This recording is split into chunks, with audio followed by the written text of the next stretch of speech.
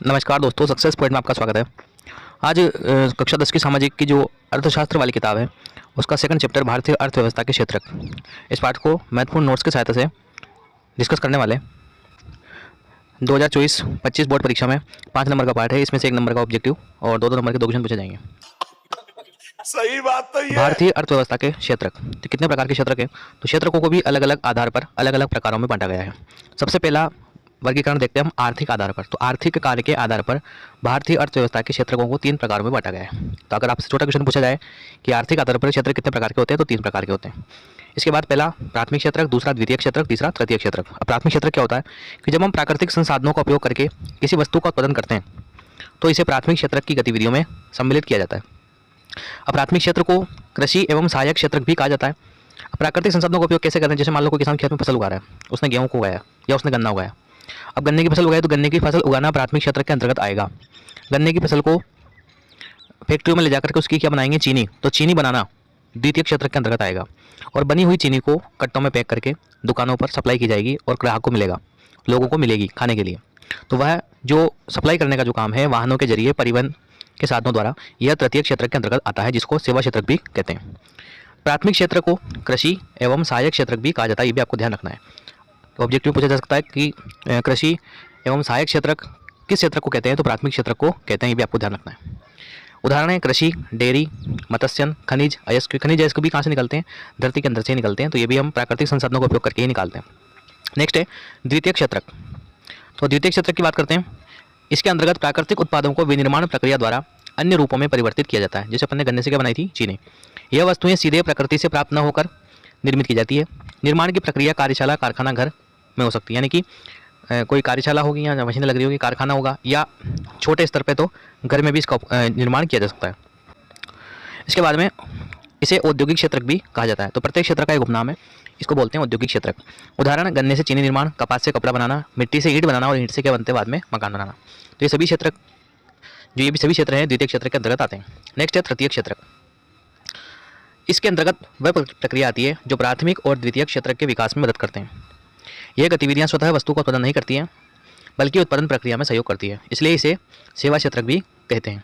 उदाहरण परिवहन, यानी कि वाहनों द्वारा विभिन्न तैयार माल को आगे सप्लाई करना। भंडारण, इकट्ठा करना। संचार, अब कोई भी आदमी व्यापार करेगा तो उसको मोबाइल फ़ोन की जरूरत पड़ेगी एक दूसरे संपर्क स्थापित करने के लिए, तो संचार भी आएगा और बैंक सेवा भी आएगी। तो ये सभी तृतीय क्षेत्र के अंतर्गत आता है। तो आपसे ऑब्जेक्टिव में ये प्रश्न भी पूछ सकते हैं कि निम्न में से कौन सा तृतीय क्षेत्र का उदाहरण नहीं है? तो अब ऐसे में आपको ये बनाकर दे देंगे और एक कोई ऑप्शन रहेगा जो अलग रहेगा, तो भी आपको ध्यान रख लेना है। नेक्स्ट डेफिनेशन याद रखनी है अपने को। सकल घरेलू उत्पाद किसे कहते हैं? किसी देश के भीतर किसी विशेष वर्ष में उत्पादित सभी अंतिम वस्तुओं और सेवाओं के मूल्य का योग सकल घरेलू उत्पाद कहलाता है। इसका मतलब है जैसे देश में किसी टेलीविजन का निर्माण होता है तो एक वर्ष में जितने भी टेलीविजन बने हैं, हम खाली टेलीविजन का उदाहरण ले रहे हैं, बाकी देश में जितने भी सामान बनते हैं उनका सबका अंतिम मूल्य जोड़ा जाता है। अंतिम मूल्य का मतलब कि टेलीविजन का अंतिम मूल्य जोड़ा जाएगा। उसमें जितने भी उपकरण लग रहे हैं, मान लो पिक्चर ट्यूब लग रही है या कोई चिप लग रही है या और कोई प्लास्टिक के सामान लग रहे हैं, ट्रांजिस्टर लग रहे हैं, उनका अलग अलग मूल्य नहीं जोड़ा जाएगा, अंतिम रूप से मूल्य जोड़ा जाएगा। तो उसको क्या बोलेंगे? सकल राष्ट्रीय उत्पाद। अर्थात देश के भीतर एक वर्ष में या कोई सभी विशेष वर्ष में उत्पादित सभी अंतिम और वस्तुओं और सेवाओं के मूल्य का योग सकल घरेलू उत्पाद कहलाता है। यह देश की अर्थव्यवस्था की विशालता को प्रदर्शित करता है। यानी कि जिस देश का सकल घरेलू उत्पाद ज़्यादा होगा, इसका मतलब वो देश उतना ही क्या होगा? विकसित होगा।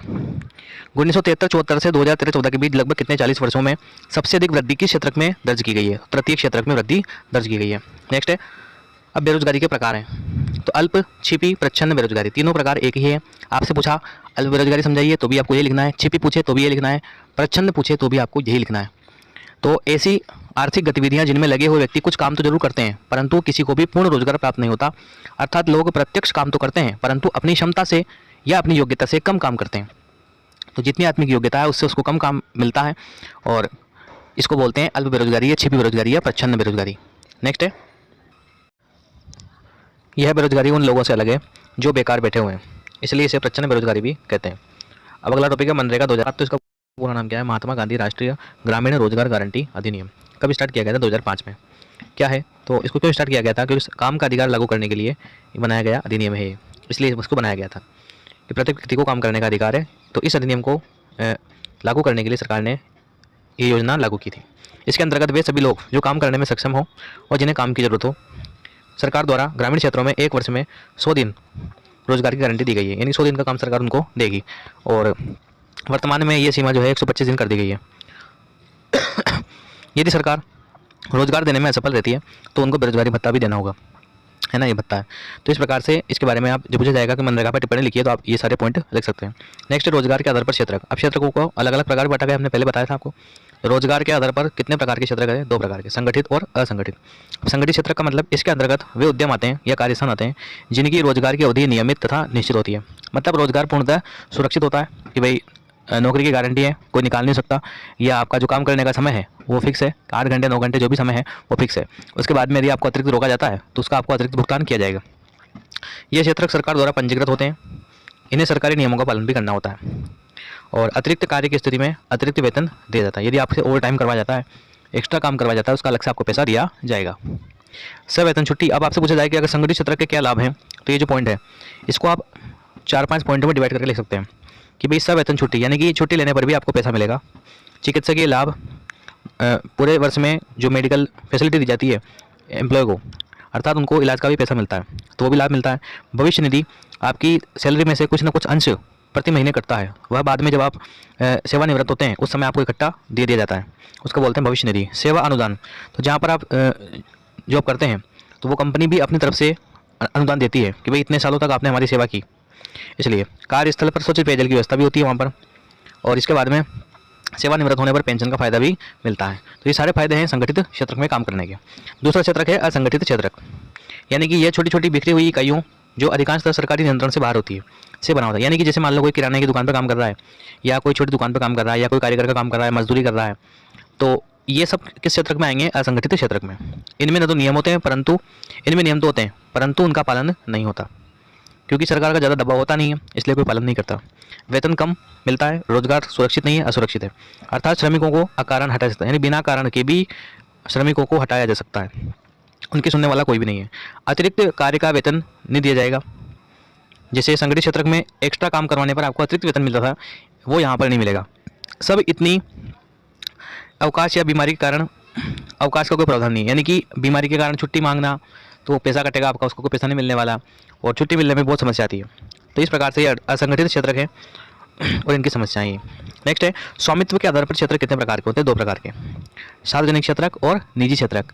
अब सार्वजनिक क्षेत्र क्या होता है तो पढ़ते हैं, जिसमें अधिकांशतः जो परिसंपत्तियां हैं उस पर सरकार का स्वामित्व होता है, यानी कि सरकार का अधिकार होता है, और सरकार के सभी सेवाएं, सरकार जो है वो सभी सेवाएं उपलब्ध कराती है, जैसे रेलवे, डाकघर आदि। ये सब किसके अंतर्गत आते हैं? सार्वजनिक क्षेत्र के अंतर्गत आते हैं। इन सेवाओं पर किए गए व्यय की भरपाई, अब मान लो सरकार रेलवे पर खर्चा कर रही है तो उसका भरपाई तो करेगी ना कहीं से कहीं से, तो कैसे करती है? तो पब्लिक से टैक्स वसूल करती है, कर वसूल करती है। भरपाई सरकार जो है टैक्स के माध्यम से या अन्य किसी माध्यम से वसूल करती है। सेकंड क्षेत्रक है निजी क्षेत्रक।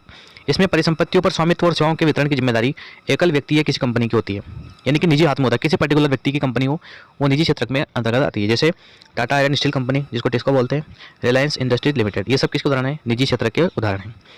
अब इनका उद्देश्य जो है केवल लाभ कमाना होता है। नेक्स्ट है खुली बेरोजगारी। तो ये पॉइंट रह गया था, मतलब लास्ट में इसको मेंशन कर दिया गया है। जब किसी देश की श्रम शक्ति को रोजगार के पर्याप्त अवसर नहीं मिलते तो इसे खुली बेरोजगारी कहते हैं, यानी कि पढ़ने लिखने के बावजूद भी नौकरियां नहीं मिल रही है तो इसको बोलते हैं खुली बेरोजगारी। ठीक है, इस प्रकार से इस पार्ट को हमने महत्वपूर्ण नोट्स के साथ डिस्कस किया। आशा करता हूँ वीडियो आपको पसंद आया होगा। मिलते हैं नेक्स्ट वीडियो में किसी नेक्स्ट पार्ट के साथ। धन्यवाद।